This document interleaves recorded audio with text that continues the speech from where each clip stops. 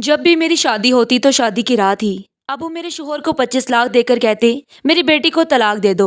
यूं मैं अब तक कई तलाकें ले चुकी थी, मगर अब्बा हमेशा मेरी जबरदस्ती शादी करवाकर तलाक दिलवाते और वजह कुछ भी ना बताते। लेकिन अम्मा उसी रात मुझे दूध में हल्दी डालकर देती, जिसको पीते ही मैं सो जाती थी। आंख खुलती तो हर कोई मुझे अजीब सी नजरों से देखता। इस बार सोच लिया कि दूध पीने का नाटक करूंगी। यूं जैसे ही जुट मुट की सोई तो पांव तले से जमीन निकल गई। जब मेरा शोहर मेरे रूबरू बैठा, मुझे बड़े गौर से देख रहा था, जबकि मैं शादी की सेज पर दुल्हन बनी बैठी खुद ही में समेटती चली जा रही थी।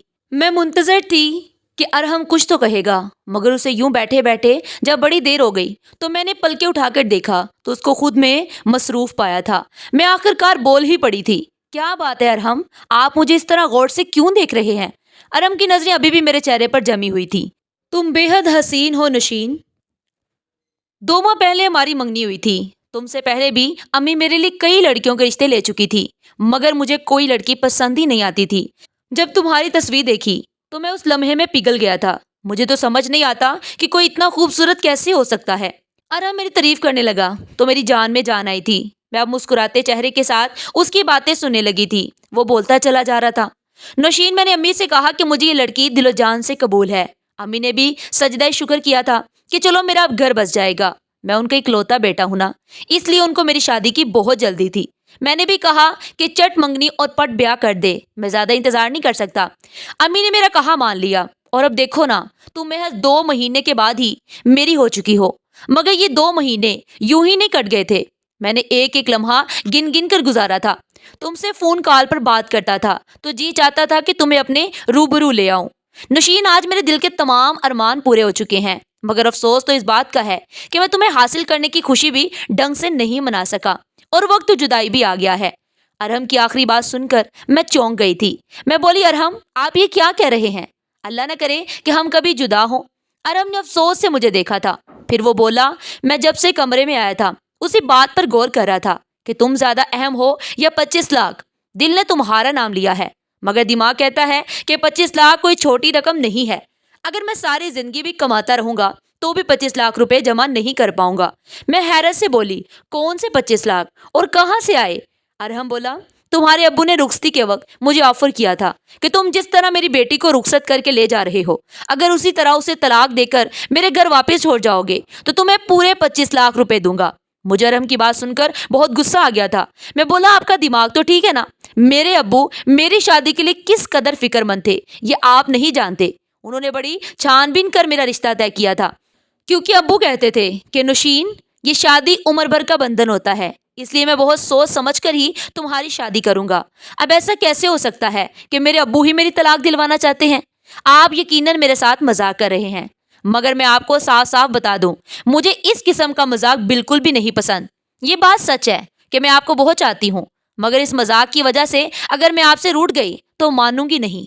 अरहम बोला, मेरी प्यारी नशीन, तुम मुझे माफ कर देना, मगर मैं बहुत मजबूर हो चुका हूँ, इसलिए मैं अपने मुकम्मल होशो हवास में तुम्हें तलाक देता हूँ। अरहम ने एक ही सांस में मुझे 3 तलाकें दे दी थी, जबकि मैं लरजने लगी थी। मैंने तो कभी ख्वाब में भी नहीं सोचा था कि मेरे साथ ऐसा भी हो सकता है। शादी की सेज पर ही मुझे तलाक मिल जाएगी। मेरी आंखों से आंसू बहने लगे तो अरहम बोला, बस बस, अभी रोने का वक्त नहीं है यार। मुझे डर है कि जरा सी देर पर तुम्हारे अब्बू अपना फैसला ना बदल लें। ये ना हो मेरे 25 लाख में से कटौती हो जाए। चलो जल्दी जल्दी उठो, मैं तुम्हें तुम्हारे घर छोड़कर आऊं। मुझसे हिला भी नहीं जा रहा था, मगर अरहम ने मेरा हाथ पकड़ लिया और मुझे घसीटते हुए अपने साथ बाहर ले आया और गाड़ी में बिठाकर मेरे घर के दरवाजे तक ले आया था। उसने बैल बजाई तो दरवाजा अब्बू ने ही खोला था। अब्बू की तरफ देखकर अरहम बोला, ये ले अंकल, आपकी अमानत। अब मुझे मेरी रकम दे दें ताकि मैं चला जाऊं। मेरी आंखों के सामने मेरे अब्बू ने अरहम को नोटों से भरा हुआ एक ब्रीफकेस थमा दिया था। अरहम वापस चला गया तो अब्बू मेरा हाथ थाम कर मुझे घर ले आए थे। उन्होंने मेरा माथा चूमा और मुझे सोफे पर बिठाकर बोले, अल्लाह का लाख लाख शुक्र है कि उसने तुम्हारी जिंदगी तबाह होने से बचा ली। मैं अब फूट फूट कर रोने लगी थी। मैं बोली, अब्बू मुझे बताएं, ये आपने मेरे साथ ऐसा क्यों किया? आपने मुझे रुस्वा क्यों कर दिया? मैंने तो सुना था कि बाप अपनी बेटियों के घर बसाने की खातिर बहुत कुछ कर जाते हैं, मगर आपने तो मेरे शोहर को पैसों का लालच देकर मेरी तलाक करवा दी। मैं अब तलाक का ठापा माथे पर सजाकर कहाँ फिरूंगी? रोते रोते मेरी हिचकी बन गई थी। इतनी देर में अम्मी मेरे लिए हल्दी मिला दूध ले आई थी। वो कहने लगी, मेरी बेटी, ये दूध पी लो। मैं चीख पड़ी थी। मैं बोली, अम्मी मेरा घर उजड़ गया है, मैं शादी की पहली रात ही तलाक लेकर घर वापस आ चुकी हूँ। इस सब के पीछे कोई और नहीं बल्कि मेरा सगा बाप है। ऐसे में आप मुझे दिलासा देने की बजाय, अपने शोहर का गिरेबान पकड़ने की बजाय मेरे लिए हल्दी वाला दूध ले आई हैं। मुझे बताएं, क्या यहाँ पर कोई मजाक हो रहा है? अम्मी ने मेरे दोनों हाथ थाम लिए थे, जबकि अब्बू बोले, नौशीन, जब तुम्हारा निकाह अरहम के साथ हो गया तो उसके एक रिश्तेदार ने मेरे कान में आकर मुझे बताया था कि अरहम और उसके घर वाले फ्रॉडिये हैं। अरहम तुमसे पहले भी कई लड़कियों से शादियां कर चुका है। ये सब सुनकर तो मैं हैरत में मुब्तला हो गया था, मगर मैंने सोचा कि शायद ये झूठी खबर हो, इसलिए मैंने अपने जराए से पता लगाया तो मुझे मालूम हुआ कि अरहम सच में अच्छा लड़का नहीं है। वो तुम्हारी जिंदगी तबाह बर्बाद कर देता। तुम मेरी इकलौती औलाद हो, खुद ही बताओ, मैं तुम्हारी जिंदगी तबाह होते देख सकता था भला? नामुमकिन। मैं गुस्से से बोली, अब्बू पहले आपके जराए कहाँ मरे हुए थे? आपने पहले इस बात की तस्दीक क्यों ना कराई? मंगनी टूट जाती तो भी मुझे इतना दुख ना होता। अब तो मैं रुखसती के बाद तलाक लेकर आई हूँ, अपनी सहेलियों को क्या शक्ल दिखाऊंगी? लोग तो मेरा मजाक उड़ाएंगे ना। अब्बू बोले, लोगों की खातिर मैं तुम्हारी जिंदगी खराब होने देता क्या? नामुमकिन है ये। हमारा शॉर्ट सुनकर जो मेहमान घर आए हुए थे लाउंज में आ गए थे। वो तो ये नज़ारा देखकर हैरान रह गए थे। अम्मी ने जल्दी जल्दी से मुझे हल्दी वाला दूध पिला दिया था। अब मेरी आंखों के सामने अंधेरा छाने लगा था, दिमाग में तारीकी सी उतरने लगी थी, हर तरफ खामोशी ही खामोशी हो गई थी। देखते ही देखते मैं बहुत गहरी नींद सो चुकी थी। अगले दिन दोपहर के वक्त मेरी आंख खुली थी। मैं अपने बेड पर लेटी हुई थी। मुझे बहुत अजीब सा महसूस हो रहा था। मेरा दिमाग इर्द गिर्द के माहौल को पहचानने में गलती कर रहा था। मैं यही सोच रही थी कि आखिर मैं यहाँ पर क्या कर रही हूँ। फिर मेरे दिमाग में रात वाला मंजर घूमने लगा था और मुझे तो तलाक हो गई है। ये बात सोचते ही मेरा दिल डूब सा गया था। मैं जल्दी से उठ बैठी और तकरीबन भागती हुई बाहर लाउंज में आ गई थी। सब मेहमान वापस जाने की तैयारियों में मसरूफ थे, लेकिन जैसे ही उनकी नज़र मुझ पर पड़ी तो वो मुझे अजीब सी नज़रों से देखने लगे थे। मेहमानों की नज़रों में मेरे लिए गुस्सा नहीं था, तंज भी नहीं था, कुछ ऐसा था जिसे मैं समझ नहीं पाई थी। अम्मी ने मुझे देखा तो मेरा हाथ पकड़ मुझे अपने साथ कमरे में ले आई थी। वो कहने लगी, नशीन, तुम दिल छोटा मत करना, मैं तुम्हारा घर जरूर बसाऊंगी और एक ऐसे शख्स को तुम्हारा हमसफर बनाऊंगी जो तुम्हें सर आंखों पर बिठा कर रखेगा, तुम्हें दुनिया जहां की खुशियां दिलाएगा। तुम अपना दिल गमज़दा मत करो। जब तक तमाम मेहमान चले नहीं गए थे मैं अम्मी के कमरे में ही छुप कर बैठी रही थी। मुझ में इतनी हिम्मत नहीं थी कि किसी का सामना कर सकूं। खैर, जब शोर थम गया तो मैं अपने कमरे में वापस आ गई थी। मैंने अपना मोबाइल उठा लिया था और अरहम के साथ अपनी पुरानी चैट पढ़ने लगी थी। उसने हर मैसेज में मेरे साथ इजहार मोहब्बत किया था। उसने हमेशा साथ निभाने की कसमें खाई थी।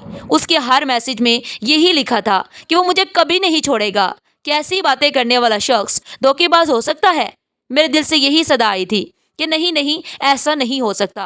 तब मुझे अब्बू से बेइंतहा नफरत महसूस हुई थी। उनकी वजह से मेरा घर टूट गया था।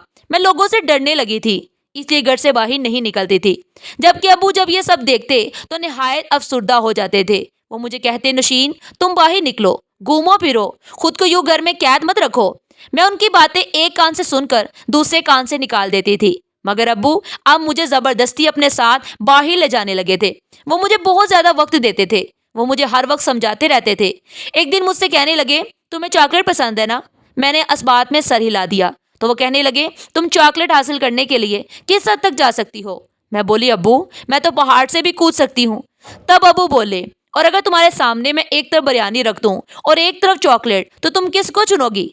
मैं हंसती और बोली, एक भी लम्हा जाया किए बिना मैं बिरयानी को चुन लूंगी, क्योंकि बिरयानी के सामने चॉकलेट की मोहब्बत दिल से कम हो जाती है। तब अबू बोले, नशीन, तुम अरहम के लिए चॉकलेट की सी हैसियत रखती थी, जबकि पैसा उसके लिए बिरयानी था। उसने तुम्हें पैसे की खातिर छोड़ दिया, तो क्या अब तुम सारी जिंदगी उसका रोग लगाकर बैठी रहोगी? मैं अब्बू की बातें सुनकर फूट फूट कर रोने लगी थी। वो सच ही तो कह रहे थे। अरहम ने अगर मुझे छोड़ा था तो उसमें ना ही अबू का कसूर था और ना ही पैसों का, बल्कि असल कसूर तो अरहम की खुद की नीयत का था। उस दिन मैं इतना रोई थी कि दिल से अरहम का ख्याल हमेशा हमेशा के लिए निकल गया था। अबू अब मुझे नई इब्तिदा के लिए तैयार कर रहे थे। उन्होंने मुझे एक लड़के की तस्वीर दिखाई तो मैंने रजामंदी जाहिर कर दी थी। अबू ने लड़के वालों को घर बुला लिया था और मेरी और राहील की मुलाकात करवा दी थी। राहील एक अच्छा लड़का था। वो कहने लगा, मुझे इल्म है कि आपकी पहली शादी नाकाम हो चुकी है। میں جانتا ہوں کہ لڑکیوں کے لیے شادی کا ٹوٹ جانا بہت بڑا صدمہ ہوتا ہے۔ میں آپ کو اس غم اور صدمے سے نکالنے کی پوری کوشش کروں گا اور آپ کو بے انتہا محبت دوں گا۔ میں راہیل کی باتیں سن کر بہت پر امید ہو گئی تھی۔ میں نے ابو سے کہہ دیا تھا کہ میں راہیل کے ساتھ شادی کرنے پر رضامند ہوں، پر اس دفعہ میں منگنی نہیں کرنا چاہتی تھی۔ میں نے نکاح کا آپشن چوز کیا تھا، اس لیے محض 2 ہفتے بعد ہی وہ دن بھی آ گیا تھا جب میری اور راہیل کی شادی ہو چکی تھی۔ میں خوش تھی، مگر اس بار شادی کی رات کو لے کر دل میں بہت سے وسوسے سر اٹھا رہے تھے۔ کہتے ہیں نا کہ دودھ کا جلا ہوا چھاچھ بھی پھونک پھونک کر پیتا ہے۔ میں راہیل کے کمرے میں بیٹھی تھی، وہ بہت خوش تھا۔ میرے پاس آیا، میرا گھونگھٹ اٹھایا اور میرے ہاتھ میں سونے کی انگوٹھی پہنا کر بولا، نوشین میں تمہیں عمر بھر خوش رکھنے کی کوشش کروں گا۔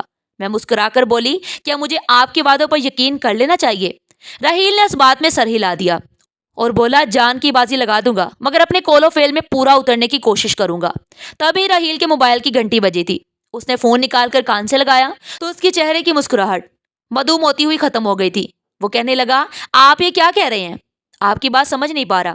فون کرنے والا شخص تعویلیں دینے لگا تو راہیل بولا، میں آپ کی بات پر کیسے یقین کر لوں؟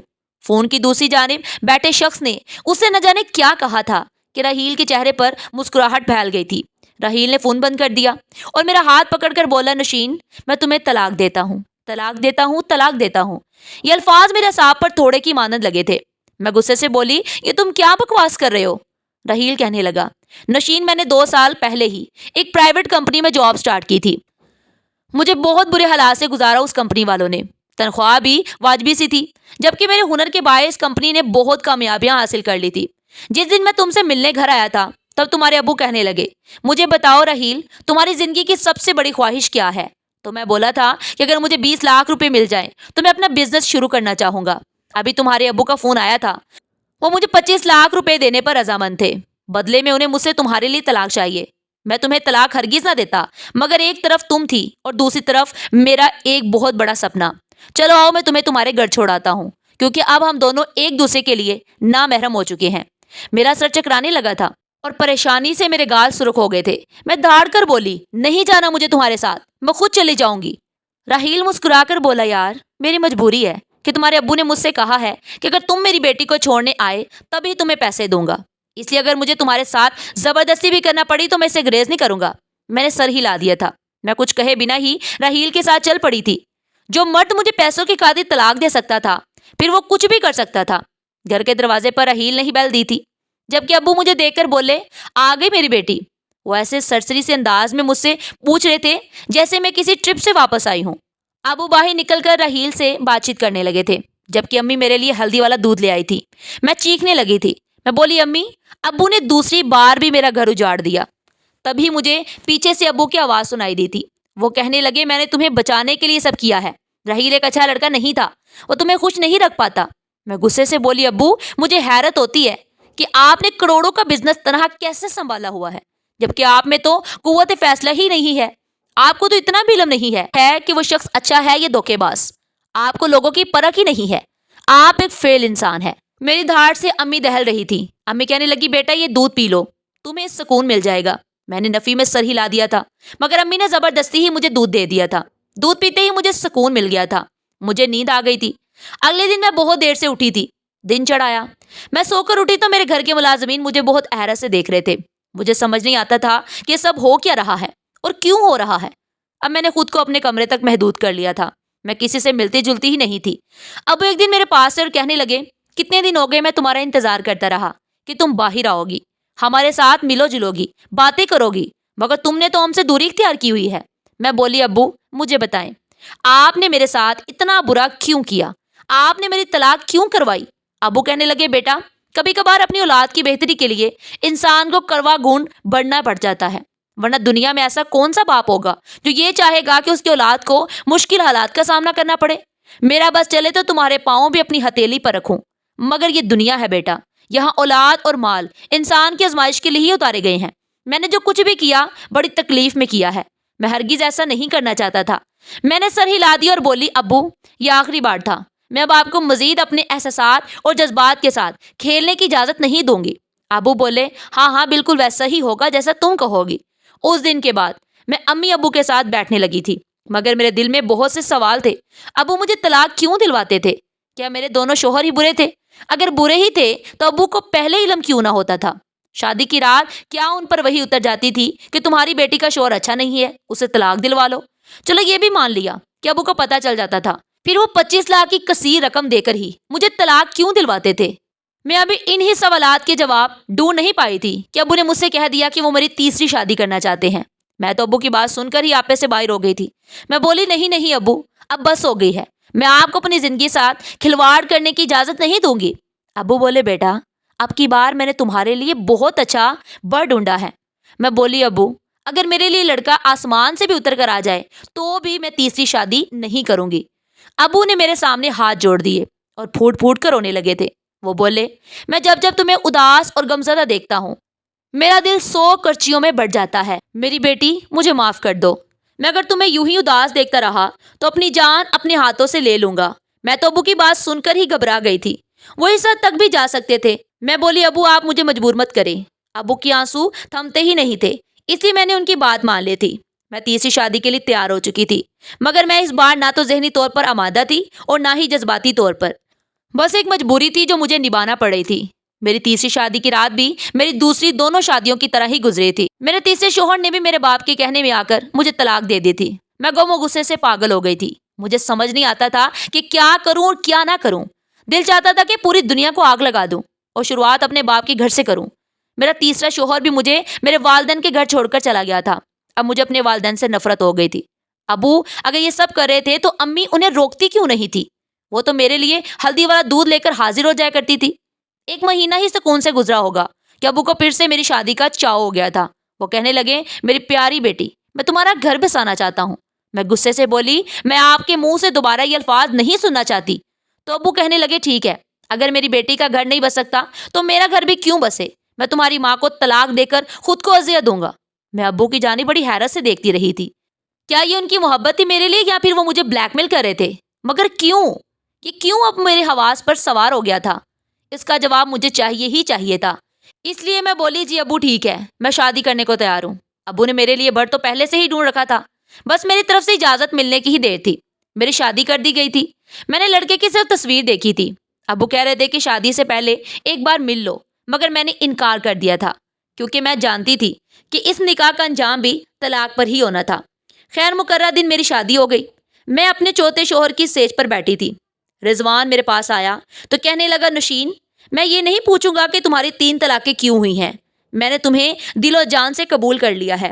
میں مسکرا کر بولی تم فکر مت کرو، تمہیں تھوڑی دیر میں ہی علم ہو جائے گا کہ مجھے 3 بار طلاق کیوں ہوئی تھی۔ وہ حیرت سے مجھے دیکھتا رہا اور پھر ہمارے کمرے کے دروازے پر دستک ہوئی تھی۔ رضوان نے ہی اٹھ کر دروازہ کھولا تھا، وہ باہر نکل گیا تھا، جبکہ میں دھڑکتے دل پر قابو پا کر اس کا انتظار کر رہی تھی کہ نہ جانے اب کیا ہوگا۔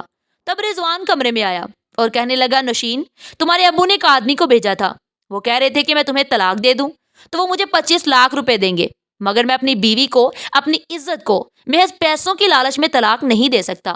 یہ بات میری غیرت کے خلاف ہے۔ میں بڑی حیرت سے اپنے شوہر کو دیکھ رہی تھی۔ کیا مرد ایسے بھی ہوتے ہیں جو اپنے الفاظ پر جمے رہیں، جن کو پیسے کا لالچ توڑ نہ سکے؟ میں رضوان کو آزمانے کی خاطر بولی رضوان میری پہلے بھی طلاقیں اسی وجہ سے ہوئی ہیں، میرے شوہر مجھے پیسے کی خاطر چھوڑ جایا کرتے تھے، آپ کیوں اتنی اچھی ڈیل اپنے ہاتھ سے گنوا رہے ہیں؟ وہ مسکرا کر بولا زندگی میں پیسہ ہی سب کچھ نہیں ہوتا، پیسہ ہاتھوں کی میل ہوتا ہے۔ میری اولین ترجیح میری بیوی ہے نہ کہ پیسہ۔ مجھے لگا تھا کہ میرا دل خوشی سے پھٹ جائے گا۔ خیر میں بولی رضوان ایک بات کہوں؟ اس نے سر اس بات میں ہلا دیا تو میں بولی میں اس چیز سے بے خبر ہوں کہ میرے ابو نے میرے ساتھ یہ سب کیوں کیا۔ میں اب حقیقت معلوم کرنا چاہتی ہوں، اس لیے آپ میرے ساتھ چلیں اور یہ ظاہر کریں کہ مجھے طلاق دے چکے ہیں، پھر سب پتہ چل جائے گا۔ رضوان نے میری بات مان لی اور ہم میرے والدین کے گھر چلے گئے تھے۔ ابو رضوان سے بات کرنے لگے جبکہ میں گھر میں آ کر رونے لگی تھی۔ امی نے مجھے ہلدی والا دودھ لا کر دیا تو میں نے ان سے نظر بچا کر دودھ گرا دیا تھا اور خود سونے کا ناٹک کرنے لگی تھی۔ ابھی 10 منٹ ہی گزرے تھے کہ ہمارے گھر میں بہت سے لوگ آنے لگے تھے۔ پہلے تو ایک نرس آئی تھی، اس نے میرا چیک اپ کیا تو کہنے لگی اس کو پھر سے پاگل پن کا دورہ پڑا ہے، یہ لڑکی مرد کو اپنے ارد گرد برداشت نہیں کر سکتی، تو آپ اس کی شادی کرتے ہی کیوں ہیں؟ یہ اپنے آپ کو نقصان پہنچا لے گی، تب آپ کو سکون رہے گا۔ پھر ایک وکیل داخل ہوا تھا۔ ابو نے نرس کی کہی ہوئی باتیں اسی طرح وکیل کو بتا دی تھی۔ نرس نے بھی وہی الفاظ وکیل کے سامنے دہرا دیے تھے۔ پھر رضوان کو بھی وہیں پر بلا لیا گیا تھا وہ کہنے لگا، وکیل صاحب، میں جیسے ہی کمرے میں پہنچا میری بیوی نے مجھ پر حملہ کر دیا اور مجھے مارنے پیٹنے لگی. پھر بولی طلاق دے دو نہیں تو اپنی جان لے لوں گی. اس لیے میں نے طلاق دی. ایسا مجھے نوشین کے والد نے کہنے کو کہا تھا، مگر میں نے ایسا نہیں کیا. میری بیوی بالکل ٹھیک ٹھاک ہے. میں بھی اٹھ بیٹھی تھی اور وکیل صاحب سے بولی کہ یہ سب میرے خلاف سازش ہے. میرے باپ نے 3 بار مجھے طلاق دلوائی ہے. وکیل نے سر ہلا دیا. بولا، مس نوشین، آپ کے سگے والد نے مرنے سے پہلے اپنی ساری جائیداد آپ کے نام لگا دی تھی، مگر ان کی وصیت میں یہ شرط درج تھی کہ جب تک آپ کا گڑھ بس نہیں جاتا یہ جائیداد آپ کے نام پر منتقل نہیں ہو سکتی. آپ کا سوتیلا باپ شاید اسی لیے یہ کھیل کھیل رہا ہوگا. وہ ہر بار آپ کو طلاق دلوا کر مجھے بلا لیتا تھا اور کہتا تھا کہ میری بیٹی گھر بسانے کے قابل نہیں ہے، اس کے ساتھ ذہنی مسئلہ ہے، اور پھر ایسا ہی بیان آپ کا شوہر بھی دے جاتا تھا. میں ہکا بکا رہ گئی تھی. کیا سچ میں یہ انسان جس کو میں نے ساری زندگی باپ کی طرح چاہا وہ تو میرا باپ تھا ہی نہیں؟ میں بولی، امی، اگر یہ شخص میرا سگا باپ نہیں تھا تو کیا ہوا؟ آپ تو میری سگی ماں تھی نا، پھر آپ نے یہ سب کیوں کیا؟ رضوان کہنے لگا، میں بتاتا ہوں. تمہاری امی نے تمہارے ابو کے ساتھ رہتے ہوئے اس شخص کے ساتھ محبت کی پینگیں بڑھا لی تھی، پھر اس کے ساتھ گھر سے بھاگ کر خلا لے لی تھی. تمہارے سگے ابو اسی صدمے سے چل بسے تھے، اسی لیے انہوں نے ایسی وصیت کی تھی. تمہاری امی کی آنکھوں سے شاید ابھی تک اس شخص کی محبت کی پٹی نہیں اتری تھی جو تمہارے ساتھ یہ سب کرنے سے باز نہیں آئی. میں پھوٹ پھوٹ کر رونے لگی تھی. آج میں بڑی دنیا میں تنہا رہ گئی تھی. رضوان نے ہی مجھے سہارا دیا تھا. میں نے اپنے والدین کے خلاف دھوکہ دہی کا مقدمہ درج کروا دیا تھا. ان کو پولیس پکڑ کے لے گئی تھی. جن لوگوں نے مجھ پر رحم نہیں کیا، بھلا میں ان پر ترس کیسے کھا سکتی تھی؟ پھر جب تک ان لوگوں کو سزا نہ مل جاتی ان کی خصلت بدلنے والی نہیں تھی. ساری جائیداد میری ہو چکی ہے. میں اور رضوان ہی ہر چیز کا خیال رکھ رہے ہیں. سچ ہے کہ پیسہ بہت بڑی آزمائش ہے. یہ اپنے سگے لوگوں کا خون سفید کر دیتا ہے.